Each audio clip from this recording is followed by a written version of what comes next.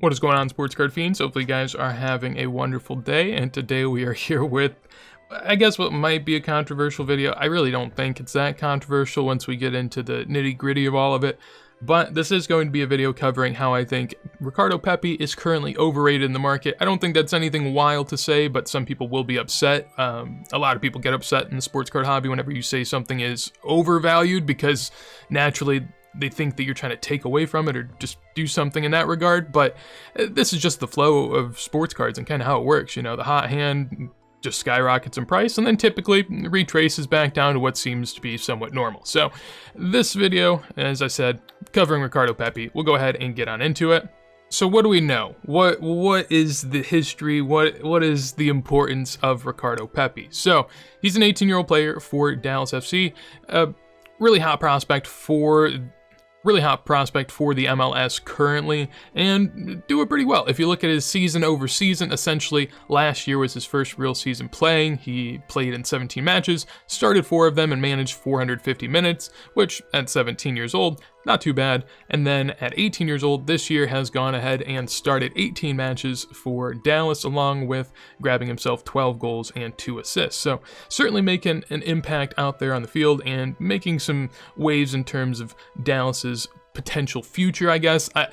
Dallas is just a hotbed for prospects, and so just another one that they seem to be pumping on out here. Overall, goal-wise, what he's done so far is definitely impressive, I would say. I mean, there is reason to have hype behind him and to be a little excited about him, and I definitely get that.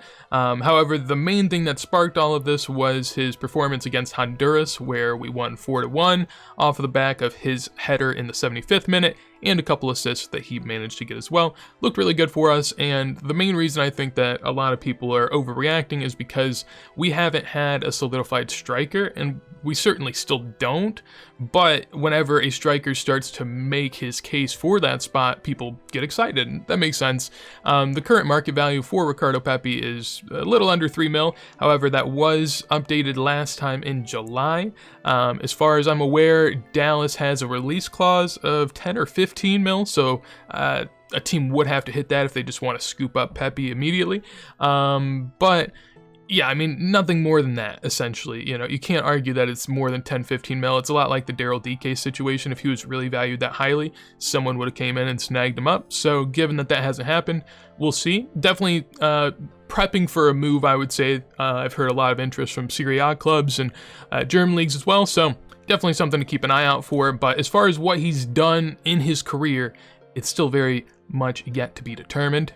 So which of his cards matter the most, in my opinion? Well, the first one is the Topps Bowman Ricardo Pepi from last year. Has the rookie card logo on it too, so kind of a nice indicator for the newbies. But we can see that it recently sold for $165 plus shipping plus tax, so you know, closer to 180, something like that. And then for the 2021 Topps Chrome Auto, he sold recently for $225 plus shipping and whatnot, so closer to $240. So some pretty hefty prices. As you can tell, the auto from the Topps Chrome set is not a rookie auto, but it is his first auto, so there is a lot of importance in that. Definitely some high prices though for a guy that isn't very proven in relation to what I've seen over my time picking up USMNT cards. So now comparing his prices to the summer, as you can see here, this is only September 2nd right there, and his card went for $565. This is numbered out of 25, by the way, keep that in mind. And then within 9 days, apparently it sold for $4,000. There's also another sale of a different style, I believe an insert style card as well, that's autoed, numbered out of 25, and I believe that one sold for around $3,000 as well. So there's been a couple sales at these really high prices, and as you can tell, that, I mean, an 8x in price over one game, you know, I don't really have to tell you that that's pretty wild. And we'll move on to compare to the base cards now. A Ricardo Pepi Bowman in June, at the very end of June, was $25 plus shipping and whatnot, so a little over $30. And now after his breakout game, it is $170 plus tax, so closer to $180. So it went from $30 to $180, which again, very big increase, 5-6x right there. And so it's crazy. And honestly, I get it, because this is why I've kind of always been a part of USMNT soccer cards. Obviously, I love it,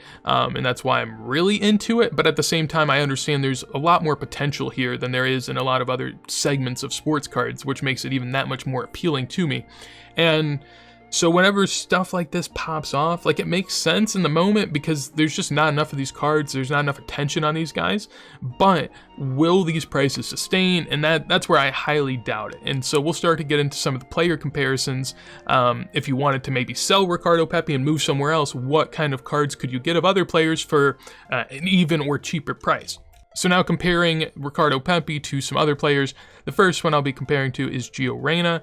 Again, $4,000 for the Ricardo Pepi first auto, and then for Gio Reyna, this Topps Museum is kind of weird because it's not the first card that came out with Gio Reyna's auto on it. However, it's the only one that PSA classifies as 2019. So for that reason, it's the only 2019 Gio Reyna auto, and you can get that for $806 as recent as the most recent window for us, September 7th right there, or you could get a Ricardo Pepi for the 4.1 grand. Now this is numbered out of 25 and this is numbered out of 49, but I'd even say then it doesn't really matter because Ricardo Pepi has a lot of unnumbered autos in this set, and Gio Reyna had no real unnumbered autos in the Topps Museum. So overall, there's less Gio Reyna Topps Museum than there are Ricardo Pepi autos, and the Ricardo Pepi is 4 to 5 times the price at the moment. Comparing again to a Gio Reyna auto, this is actually his first auto as far as I'm aware, also on card. That is the 2020 Topps Transcendent right there, and that is 2.1 grand. Compared to, again, 4.1 grand. Now, this Topps Transcendent is numbered out of 75, so you do have to take that into account. However, it's also more of a true rookie, in my opinion, and it is on card, so I think there's a lot more going into that, but even then, it's still half the price of Ricardo Pepi. I don't have to get into Reyna too much, but he is valued at 40 to 50 million and at the same age as Ricardo Pepi and doing more overseas on a bigger club already. So just way more proven for a fraction of the price at the moment.